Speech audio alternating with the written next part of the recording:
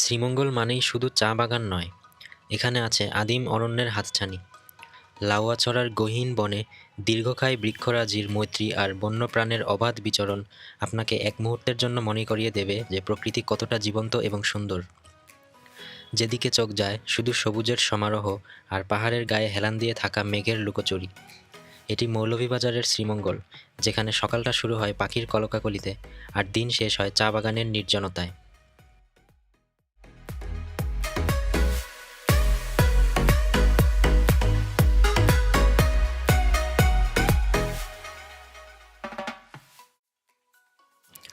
হেই everyone, Sreemangal ভ্রমণ গল্পের দ্বিতীয় পার্টে আপনাদের সবাইকে স্বাগতম।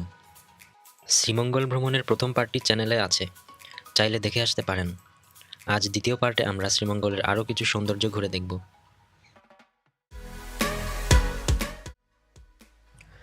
শ্রীমঙ্গলে প্রথম দিন ঘোরাঘুরি শেষে আমরা রাত্রি যাপনের জন্য উঠেছিলাম এই গেস্ট হাউসে। রুমটি মোটামুটি সুন্দর, বড় স্পেস আছে। সবগুলো আসবাবপত্রই দেখি বাঁশ দিয়ে তৈরি। হ্যাঁ, খাট, টেবিল, চেয়ার সবই বাঁশের তৈরি। এখানে খাটের পাশে চার্জিং পোর্ট আছে, ড্রোন চার্জে দিয়েছি। এই পাশের রুমটিও বেশ বড়, খোলামেলা। এয়ার কন্ডিশন আছে, সাথে বড় জানালা। এখানে ড্রেসিং টেবিলটিও বাঁশ দিয়ে তৈরি। ওয়াশরুমটিও বেশ ভালোই। শীতকালে সকালে গোসল করার জন্য গিজারের ব্যবস্থাও আছে। এরকমের গেস্ট হাউসগুলোর ভাড়া প্রতি রাতের জন্য প্রায় 2 থেকে 3 হাজার টাকার ভেতরে হয়ে থাকে।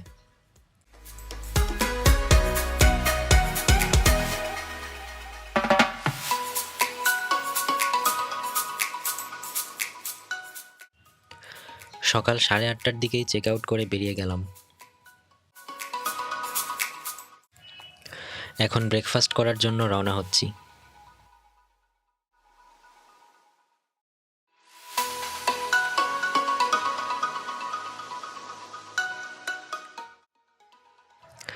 ব্রেকফাস্ট করলাম টি ভ্যালি নামের এই রেস্টুরেন্ট থেকে।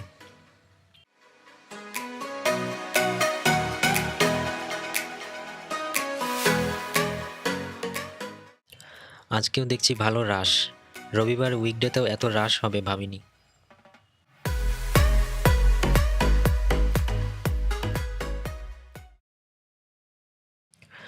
চলে এলাম শ্রীমঙ্গলের বধ্যভূমিতে।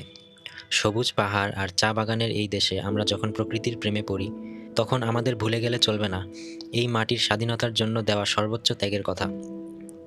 আমি এখন দাঁড়িয়ে আছি বধ্যভূমি 71-এ। 71-এর সেই উত্তাল দিনে এখানে ঝরানো হয়েছিল হাজারো প্রাণের রক্ত। আজকের এই স্বাধীন বাতাস আর পাহাড়ের শান্তি, সব কিছুর মূলে রয়েছে এই বীরদের আত্মত্যাগ। 1971 সালের মুক্তিযুদ্ধ চলাকালীন পাকিস্তানি হানাদার বাহিনী এবং তার দোসররা শ্রীমঙ্গলের নিরীহ মানুষ এবং মুক্তিযোদ্ধাদের ধরে এনে এখানে নির্মমভাবে হত্যা করত। এটি এই অঞ্চলের অন্যতম বড় গণকবর।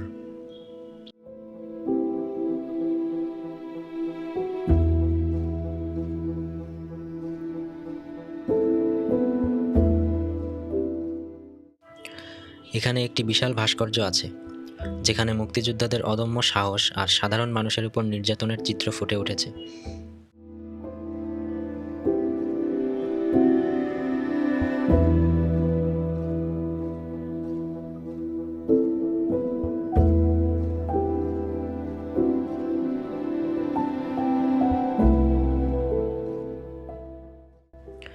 সকাল সকাল বধ্যভূমি বেশ নীরব আর শান্ত পরিবেশ, খুব সুন্দর লাগছে।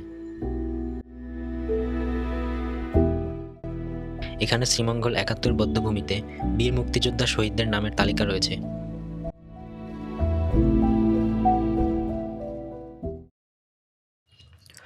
বধ্যভূমি থেকে এবার ঘুরতে আসলাম গহীন অরণ্য লাউয়াছড়া জাতীয় উদ্যানে। সবুজের মায়া কাটিয়ে আমি এখন প্রবেশ করেছি বাংলাদেশের সবচেয়ে সমৃদ্ধ রেইন ফরেস্ট লাউয়াছড়া জাতীয় উদ্যানে। বনের ভেতরে ঢোকা মাত্রই চারপাশের তাপমাত্রা এক নিমিষেই কমে যাবে। ঝিঝি পোকার ডাক আর নাম না জানা হাজারো পাখির কলকাকলিতে মনে হবে আপনি এক অন্য জগতে চলে এসেছেন।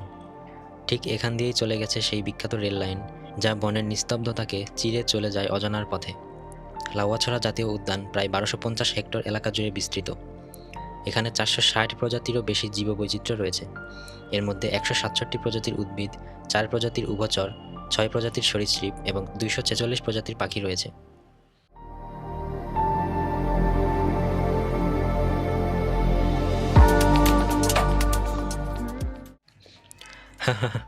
একটি কুকুর একদম সিএনজিটার পিছনে তাড়া করেছে।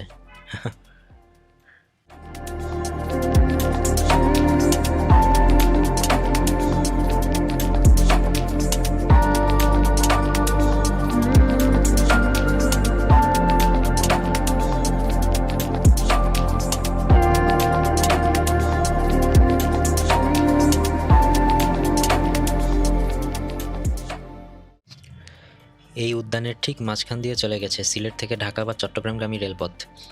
দুই পাশে ঘন বন আর মাঝখানে রেল লাইন। এটি পর্যটকদের জন্য সবচেয়ে জনপ্রিয় শুটিং স্পট। তবে ট্রেন আসার সময় সম্পর্কে সতর্ক থাকাও জরুরি।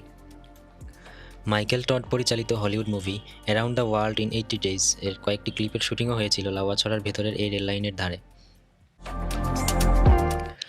এই মাইলস্টোনটি দ্বারা বোঝাচ্ছে এখান থেকে চট্টগ্রাম রেল স্টেশন 294.3 কিলোমিটার দূরে অবস্থিত। এখানে রেল লাইন বেশ ভালো পরিমাণ পাথর দিয়ে অনেক কাজ করা হয়েছে। আগে বেশ জীর্ণশীর্ণ রেল লাইন ছিল লাউয়াছড়ার ভেতর, যেখানে প্রায়ই রেল দুর্ঘটনা ঘটত।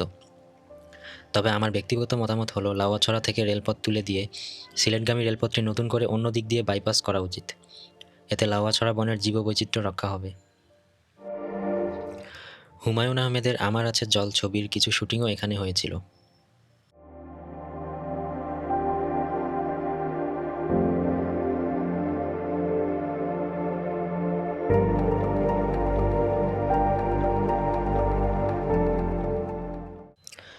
লাউয়াছড়া জাতীয় উদ্যানে রয়েছে শতবর্ষী বিশাল সব গাছ, যেমন চাপালিশ, সেগুন, গর্জন এবং লোহা কাঠ। বনের ভেতরটা এতই ঘন যে দিনের বেলাতেও অনেক জায়গায় সূর্যের আলো পৌঁছায় না, যা এক রহস্যময় পরিবেশ তৈরি করে। লাউয়াছড়ার প্রধান আকর্ষণ হলো উল্লুক। এটি বাংলাদেশের একমাত্র বনাঞ্চল যেখানে এখনও বিপন্ন এই প্রাণীর দেখা মেলে। আপনার ভাগ্য ভালো থাকলে গাছের মগডালে উল্লুকের লাফালাফি আর তাদের বিশেষ ডাক শুনতে পাবেন। এখানে একটি বিরল প্রজাতির আফ্রিকান ওক গাছ আছে, যা পর্যটকদের কাছে ক্লোরোফর্ম গাছ নামেও পরিচিত। লোকমুখে প্রচলিত যে এর পাতা ঘষলে ঘ্রাণে মানুষ অচেতন হয়ে পড়ে। যদিও এটি একটি মিথ, তবুও পর্যটকদের কাছে এটি দারুণ কৌতূহল জাগায়।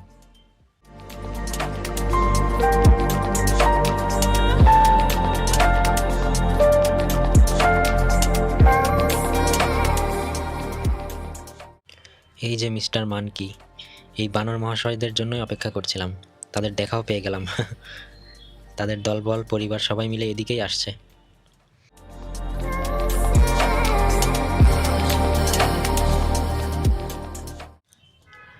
এটা একটা মধ্যবয়সী বানর, দেখতেও খুবই কৌতূহলী ও চঞ্চল এরা।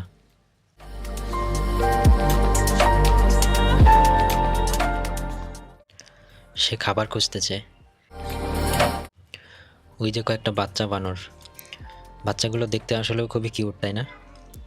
ওই যে মারামারি দুষ্টামি করছে। এই যে আরেক মহাশয়ের দর্শন পেলাম।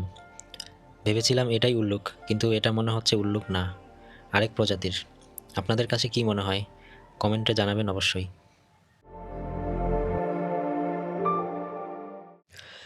এই যে আরেকজন মহাশয় বোর্ডের উপরে বসে আছে। লাউয়াছড়ায় 3টি ট্রেকিং রুট আছে, 30 মিনিট, 1 ঘন্টা এবং 3 ঘন্টার। আপনি যত সময় ঘুরতে চান সেই অনুযায়ী এখানে অবস্থান করতে পারেন।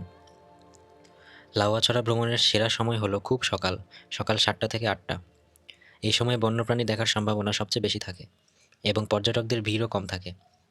বনের ভেতরে চিপসের প্যাকেট বা প্লাস্টিক ফেলা এবং উচ্চস্বরে কথা বলা থেকে বিরত থাকা উচিত, যাতে বন্যপ্রাণীর ক্ষতি না হয়। লাউয়াছড়ার অরণ্য থেকে বের হয়ে এখন একটু খোলা জায়গায় যাই। যাচ্ছি শ্রীমঙ্গলের লাল পাহাড়ে।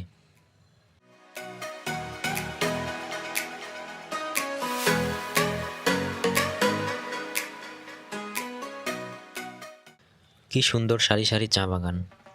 দেশে বছরে মোট 1 লক্ষ টন চা উৎপাদন হয়। তার মধ্যে মৌলভীবাজারের শ্রীমঙ্গল উপজেলাতেই প্রায় 29% তথা 29,000 টন চা উৎপন্ন হয়। লাল পাহাড়ে যাওয়ার আগেই দেখতে এলাম শ্রীমঙ্গলে অবস্থিত দেশের একমাত্র চা গবেষণা কেন্দ্রের। আমরা তো চা বাগানে ঘুরি, ছবি তুলি, কিন্তু এই চায়ের স্বাদ কিভাবে আরও ভালো করা যায় কিংবা একটি গাছে কত বেশি পাতা গজাবে তা ঠিক করা হয় এই বাংলাদেশ চা গবেষণা ইনস্টিটিউটে। এখান থেকেই জন্ম নেয় বাংলাদেশের সেরা সব চায়ের জাত। আপনি যদি চায়ের ইতিহাস আর বিজ্ঞান সম্পর্কে জানতে চান, তবে শ্রীমঙ্গলে এসে এখানে একবার ঢু মারা আপনার জন্য বাধ্যতামূলক। এটি 1957 সালে প্রতিষ্ঠিত হয়। বাংলাদেশে চায়ের গুণমান উন্নয়ন এবং নতুন নতুন জাত উদ্ভাবনের প্রধান কেন্দ্র এটি। আমরা যে চা খাই তার পেছনে বিজ্ঞানীদের বছরের পর বছরের গবেষণার গল্প লুকিয়ে আছে এই 4 দেয়ালের ভেতরে। বিটিআরআই এর ভেতরে একটি চমৎকার চা জাদুঘর আছে। এখানে ব্রিটিশ আমলের চা তৈরির যন্ত্রপাতি, পুরনো আমলের টি সেট এবং চায়ের বিবর্তনের ইতিহাস সংরক্ষিত রয়েছে। এখানে বিভিন্ন ক্লোন বা উচ্চ ফলনশীল চা গাছ দেখা যায়। বিজ্ঞানীরা এখানে ল্যাবে তৈরি করা চা গাছগুলো বড় করেন।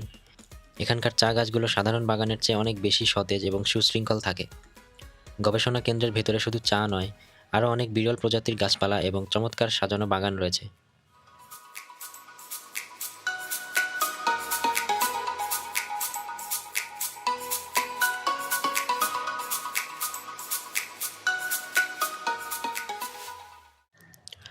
চা গবেষণা ইনস্টিটিউট ঘুরে এসে এখন এসেছি লাল পাহাড়ে।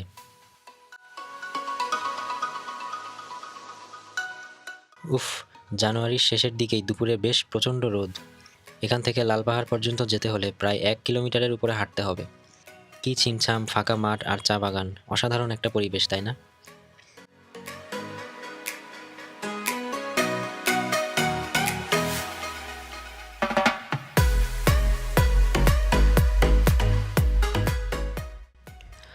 এখানে রোদের ভেতর হাঁটতে হাঁটতেই কাহিল হয়ে যেতে পারে অনেকে।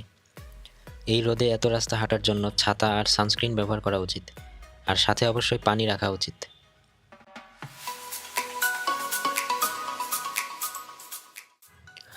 লাল পাহাড়ের উপর থেকে অনেকটা এরকম ভিউ দেখতে পারবেন। ড্রোনের চোখে রেকর্ড করা দৃশ্যটি দেখুন, কি চমৎকার!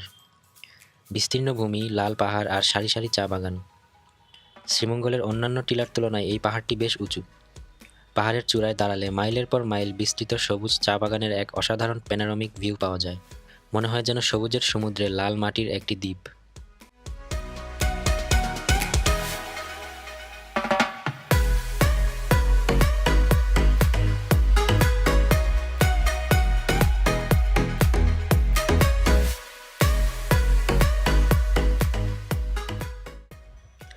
এই পাহাড়ের প্রধান বিশেষত্ব হলো এর মাটি। এখানকার মাটি সাধারণ পাহাড়ের মতো ধূসর বা কালচে নয়, বরং টকটকে লাল বা তামাটে রঙের। প্রকৃতি এখানে তার রঙের তুলি দিয়ে যেন এক অন্যরকম জাদু দেখিয়েছে। স্থানীয়রা একে রাঙ্গাটিলা নামে ডেকে থাকে।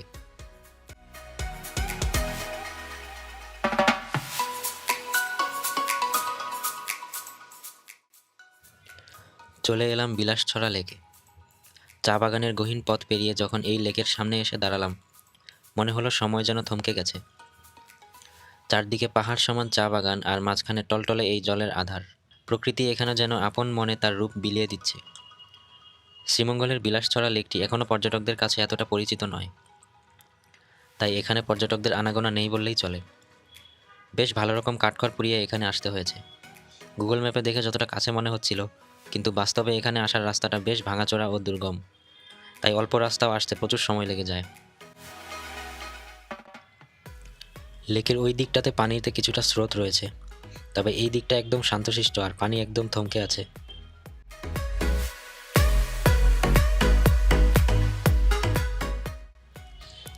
মাধবপুর লেকের তুলনায় বিলাসছড়া লেক অনেক বেশি শান্ত এবং কোলাহলমুক্ত। যারা ভিড় এড়িয়ে প্রকৃতির একদম কাছাকাছি থাকতে চান তাদের জন্য এটি স্বর্গ। যদি যান্ত্রিকতা থেকে দূরে নিজের সাথে কিছুটা সময় কাটাতে চান, তবে বিলাসছড়া লেক আপনার জন্য আদর্শ।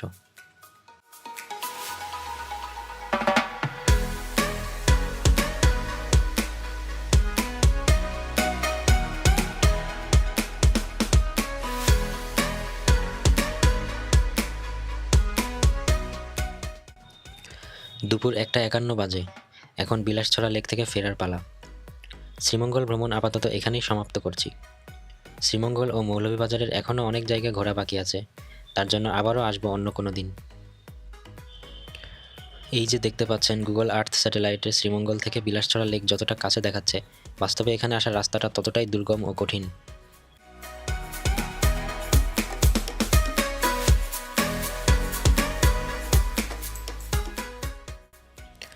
শ্রীমঙ্গলে ফিরে যাচ্ছি। বিকাল 4টায় আমাদের ট্রেন সিলেটের উদ্দেশ্যে।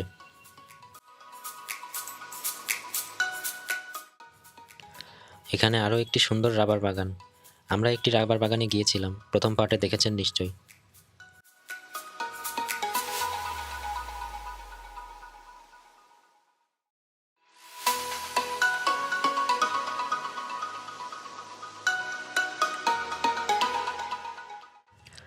দুপুর 3:45 বাজে। শ্রীমঙ্গলে এসে লাঞ্চ করে এখন ট্রেনের জন্য অপেক্ষা করছি।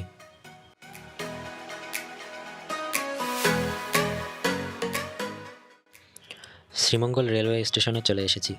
দেখতে পাচ্ছেন হলুদ হলুদ অনেকগুলো অয়েল ট্যাঙ্কার ওয়াগন। এগুলোর প্রতিটা ওয়াগনে প্রায় 40,000 লিটার তেল আনা হয় চট্টগ্রাম রিফাইনারি থেকে। আজকেও ট্রেন প্রায় 1 ঘন্টা লেট। যাচ্ছি সিলেটগামী জয়ন্তিকা এক্সপ্রেসে।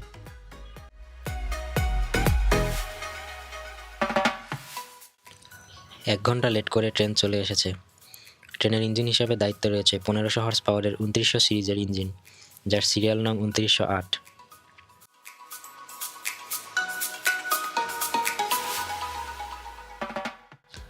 শ্রীমঙ্গল ভ্রমণ গল্পের 2টি পর্ব আপনাদের কাছে কেমন লেগেছে? ভালো লাগলে ভিডিওটি লাইক করে শেয়ার করুন, আর শ্রীমঙ্গলে আপনার ভ্রমণ অভিজ্ঞতা কমেন্টে জানান। দেখা হচ্ছে পরে কোনো দিন নতুন কোনো ভ্লগ নিয়ে।